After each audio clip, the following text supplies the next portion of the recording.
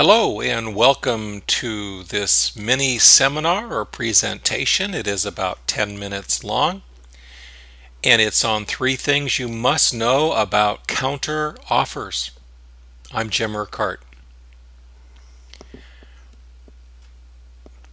First, to make sure this is relevant to you, you need to know that this relates to residential real estate, 1 to 4 units. That's your typical home or condo sale. It relates to the rules in the state of California, USA. And this recording was made on December 28th, 2013. Again, I'm Jim Urquhart. A couple things about me before we get started. I am a California realtor, licensed California real estate broker, and a licensed California attorney at law. I became an attorney in 1977, and I was first licensed as a real estate broker the following year in 1978. Well, before we can have a counteroffer, we need an offer. And in California, 99% of the residential real estate transactions, 1 to 4 units, use this offer, the California Residential Purchase Agreement and Joint Escrow Instructions. This is, using a much simpler term, this is your offer.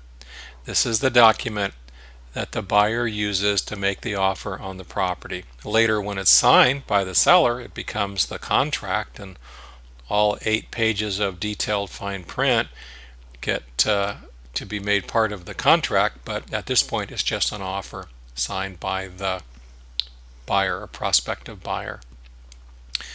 In most cases, the original offer from the buyer is not accepted, and we have a counter offer. And that's what this mini seminar is about, the CAR Form CO, or counter offer. It was recently revised in November 2013, and we're going to be dealing with the new revised form. There's a look at the 1-page form. The counter offer is 1 page in length, contrary to the original offer, which is 8+ pages.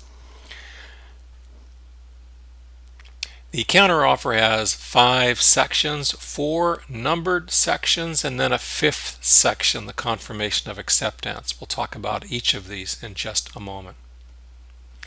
Without further ado, here are the 3 things you must know about counteroffers. 1, the counteroffer is, legally speaking, a rejection of the offer. So think carefully before you counter an original offer or before you counter a counteroffer.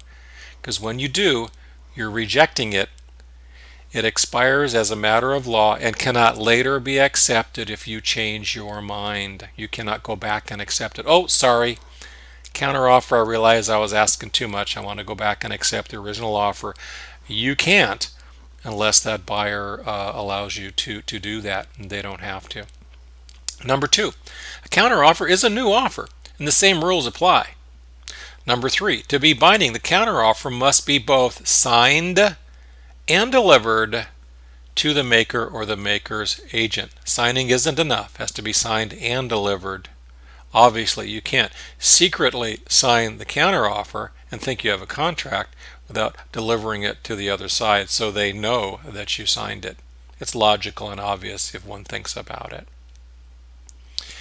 Here's the usual sequence of events or timeline. Item number 1, we have an offer from the buyer to the seller. Item number 2, the counteroffer, if you choose to make one. The counteroffer from the seller.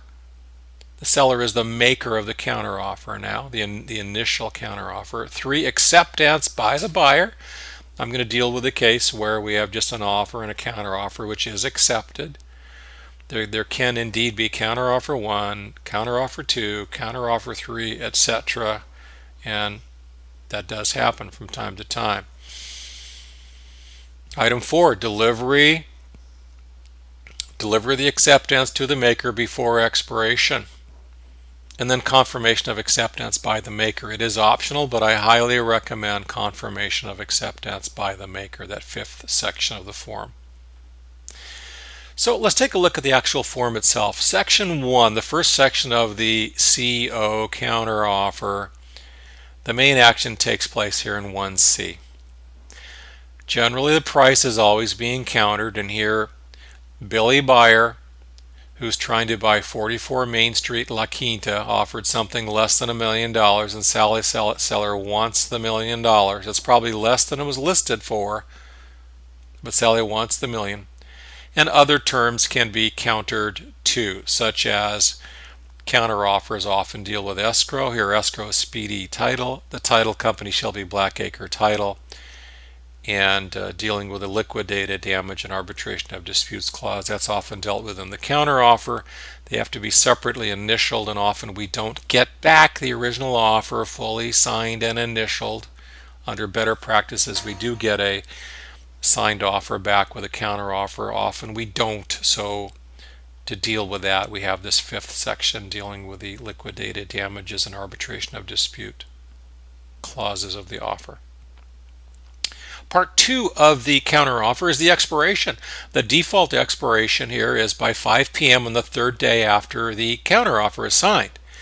Now you can vary that. You can make the expiration in an hour if you want, but I personally like to keep things going in a rational, reasonable pace, so everybody has time to think about what they're doing, and no one party's getting too excited. And I happen to like the default here of 5 p.m. on the third day, but the individual situations will of course dictate what expiration you want to put down here.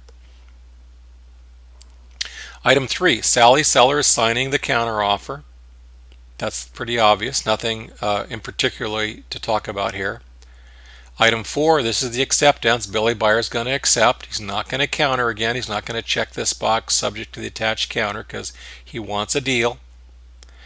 Now when Billy Buyer signs this particular counteroffer at 6 p.m. on January 3rd, do we have a deal at that point? Answer, no, it must be delivered. Billy Buyer can't secretly sign this and not let the other party know. Obviously we need to deliver it to the other party. And that's where I highly recommend that you get the maker to sign the confirmation of acceptance. Highly recommend it. It is optional, but highly recommended to avoid disputes in the event another higher offer comes in and they try to accept that one after they've accepted your deal. There you have it. Here's the information required by the California Bureau of Real Estate. This fellow on the right, that's James. That's my son and co-agent. He's a licensed salesperson associate, and our affiliated broker is Tarbell Realtors. And I thank you very much for listening, and I'll see you again soon. Bye-bye.